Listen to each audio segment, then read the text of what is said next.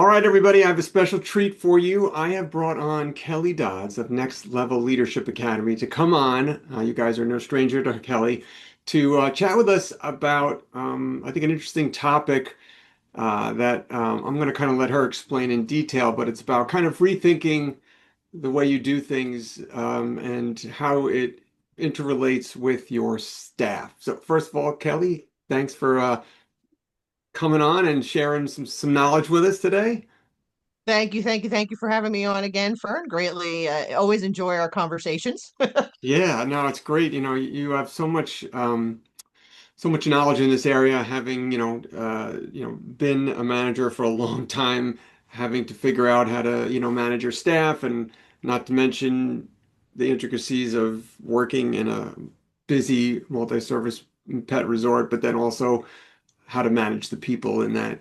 And I know now you've been transitioning and doing a lot of coaching, helping managers be able to do it at the level that you're doing it at. So, why don't you kind of just walk me through this kind of concept of, because I know you have, it's like, I think it's probably not something people really think of like I think it's more of a kind of like a mindset shift in how you look at things. Why don't you kind of just talk about it a little bit?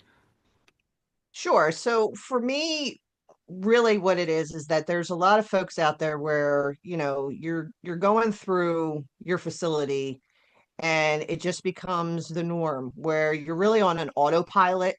You're just looking for, poop to scoop, the water bowls to fill, you're kind of become really blind to the invisible time wasters that are really eating your profits, and or honestly draining your team's energy. I mean, we're all talking about needing to find people. So, this is to me, I think, kind of big right now, especially with all the different things that I hear out in the industry on Facebook pages and all that stuff.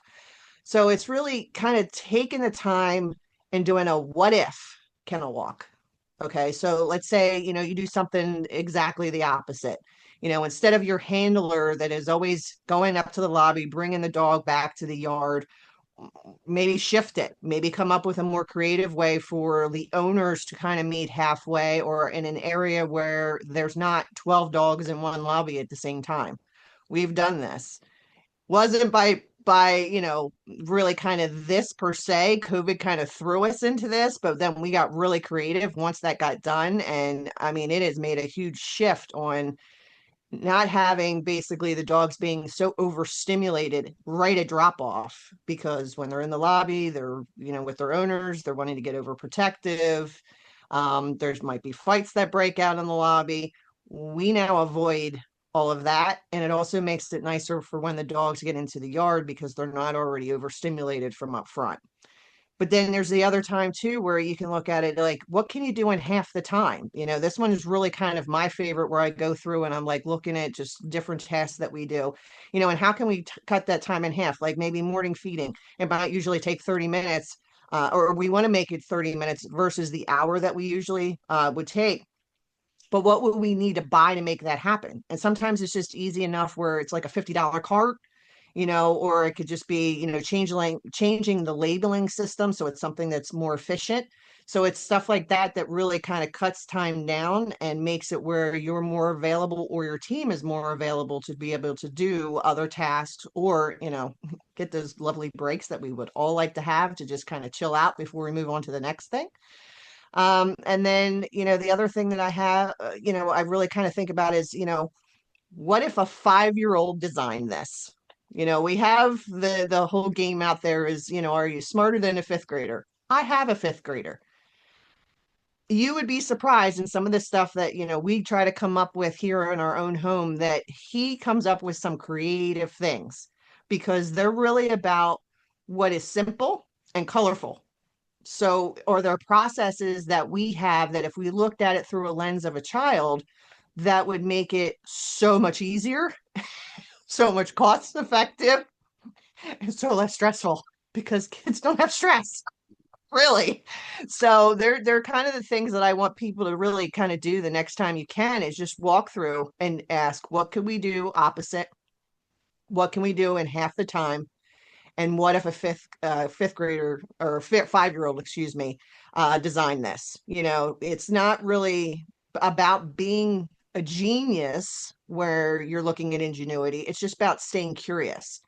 And the thing too that you need to remember is that if you become stagnant and you're happy with however everything goes, whether it's efficient or not, your staff is going to assume that's how you like it and are going to be less likely to bring the creativity and the ingenuity to you that actually could be extremely beneficial, profitable, save your staff to you, because they're going to think you're just going to shut it down because you're just happy with how things go.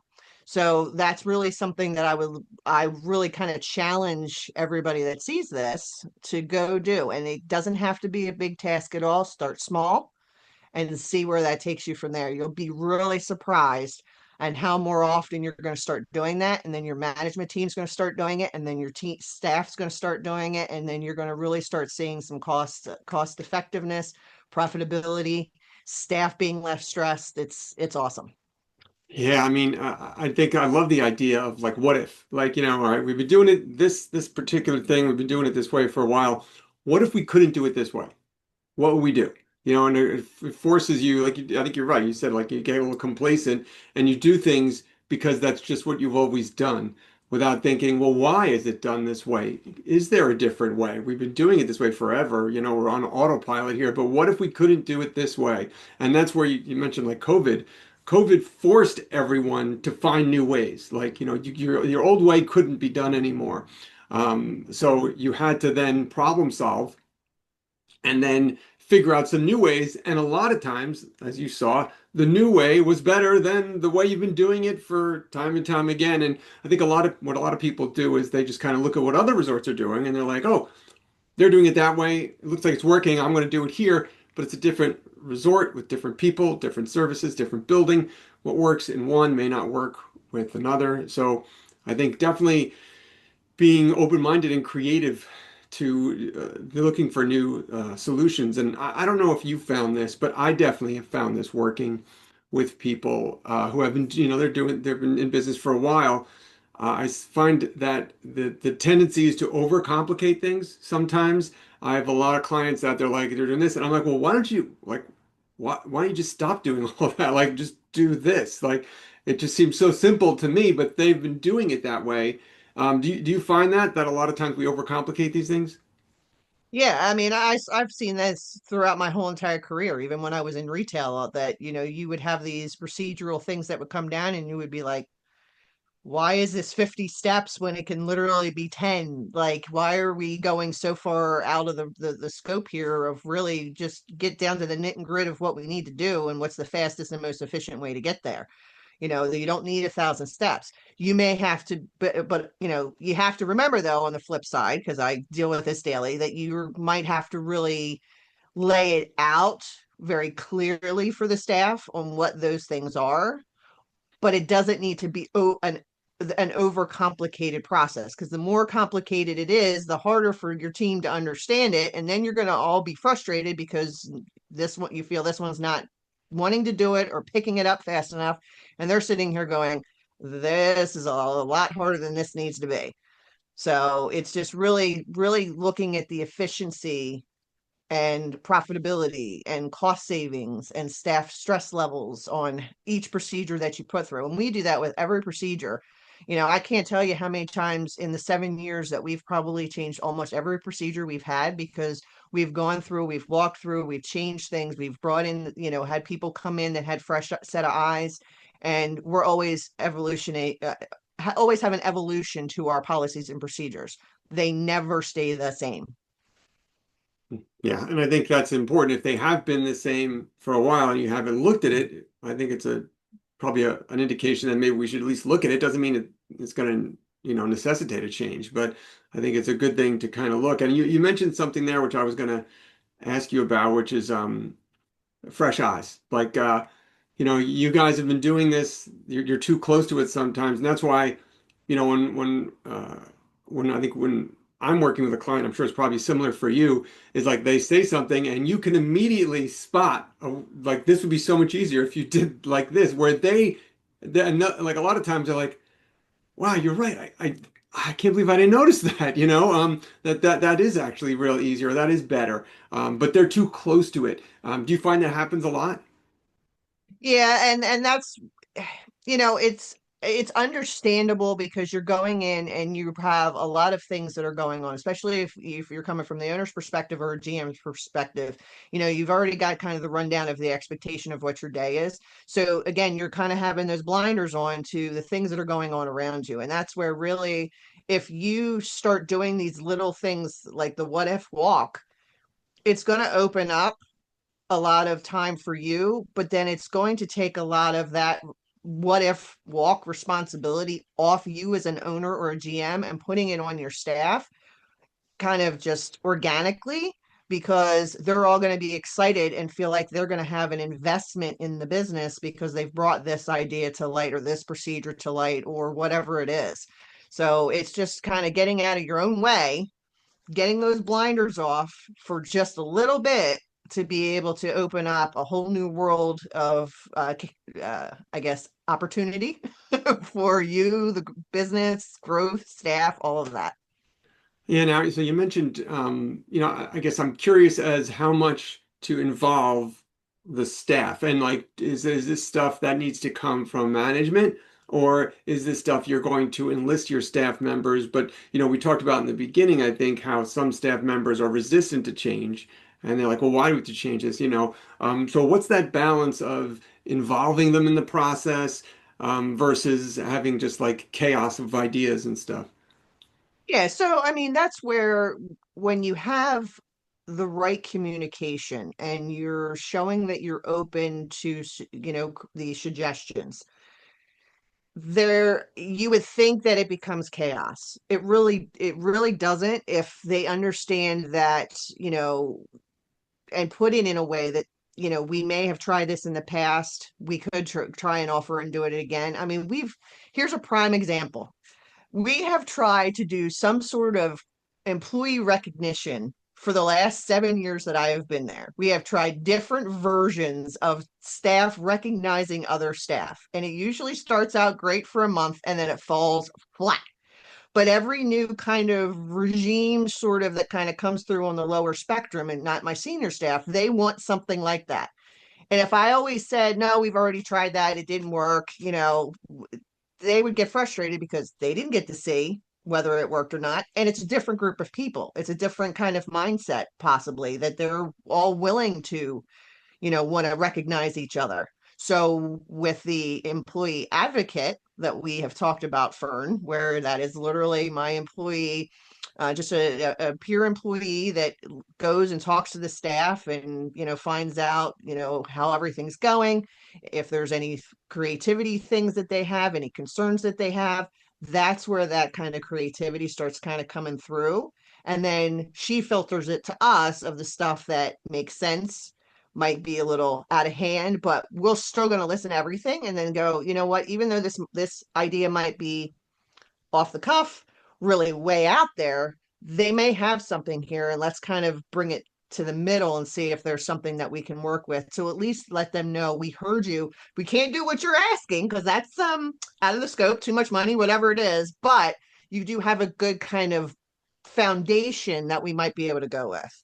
So that really kind of makes it so that they understand they can't come bombarding us with all of their ideas. They go to our employee advocate with that, and then she filters that up to us. So I can't tell you, this employee advocate thing has become huge, huge, because it's opened so many doors, so much communication. It's just absolutely insane.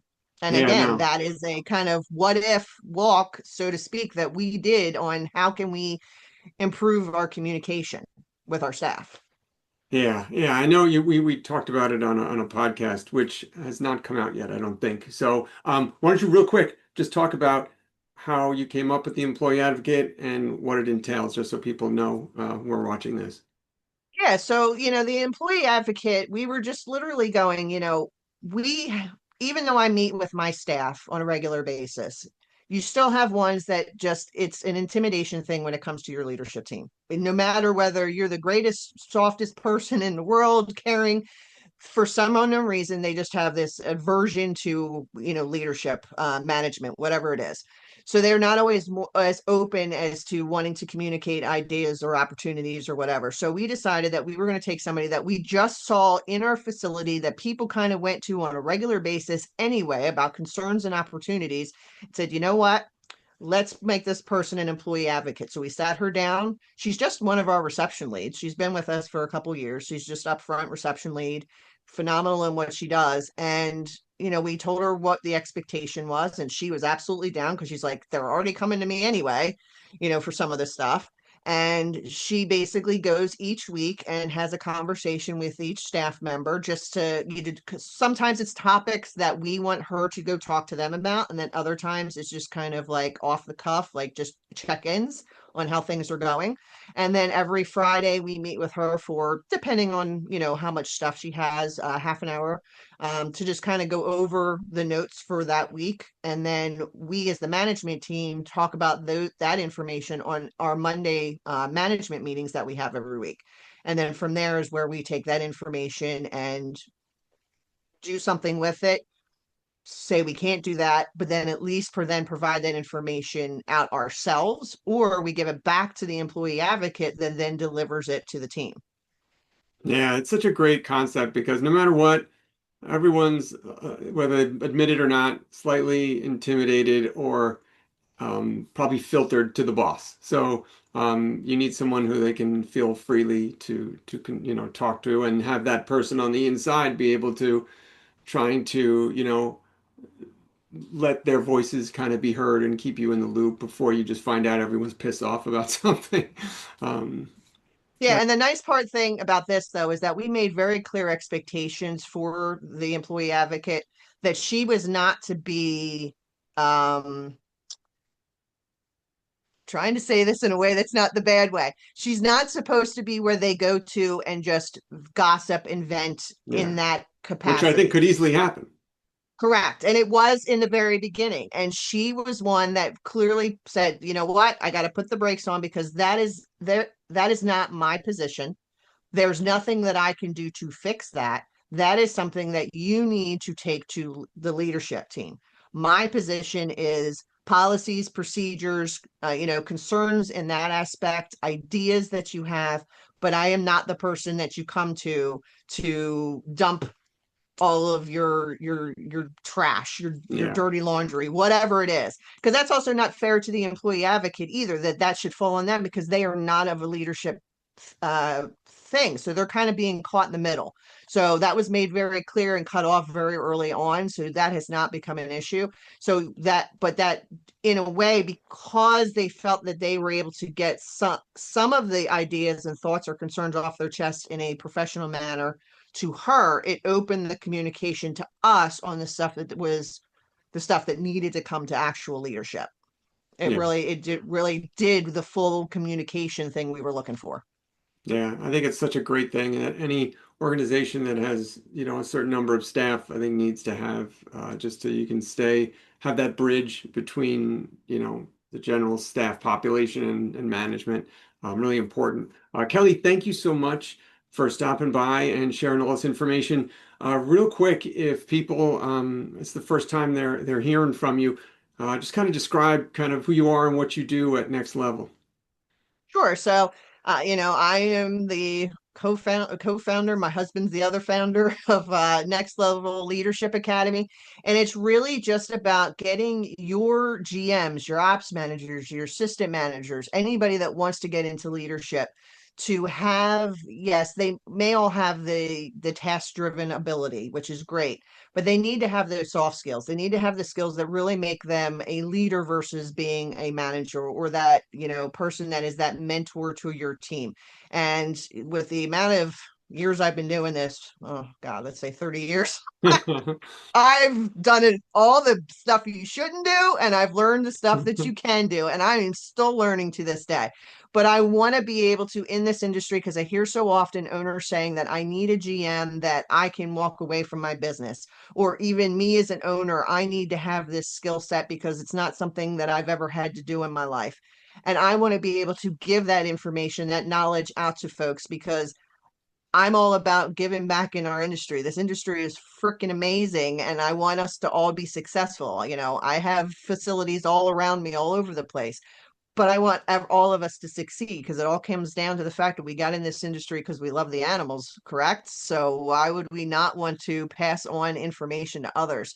So, I do one-on-one consulting with the management team. I have a video academy that's more based on like a college course because it has homework and follow-up that you have to do versus just a quiz. And then soon I'm going to be releasing out that there's going to be a free Power of the Pack 2 calls for the month of April, just because that's really a support group and it's just for management. No owners. Love you guys, but you guys have all of your support groups out there. We do not. And that is really something that I feel is missing and we really need. I think that's going to help you keep your leadership team because they're going to have people that they can go to and vent to and understand they're not alone, and also be able to come up with creative ideas and get ideas that us, as I've been on your calls for, and I've picked up a lot from those calls that I've taken to my facility. Well, there should be something for the managers as well to be able to do that. So that's really what the Next Level Leadership Academy is just making your leadership team work for you and be more profitable. Yeah, and it's just so important. People, like all ownership always, says, they always say that, you need a core management team if you're going to be able to grow the business, step away a little bit, be able to do the things you need to do, but you need to set them up to succeed. And you got to empower them. You can't just assume that they have this understanding about how to manage people and do all this other stuff. So that's why I'm a big fan of what you're doing, and I think it's just so needed and exciting. So you guys can go check out Kelli and the Next Level Leadership Academy at nextlevelleadershipacademy.org. And I'll put a link somewhere around this video for you as well. But Kelli, thank you so much for stopping by, and we'll talk again soon, I'm sure. Oh, yeah, most definitely. Thanks again, Fern. All right, Kelli, take care.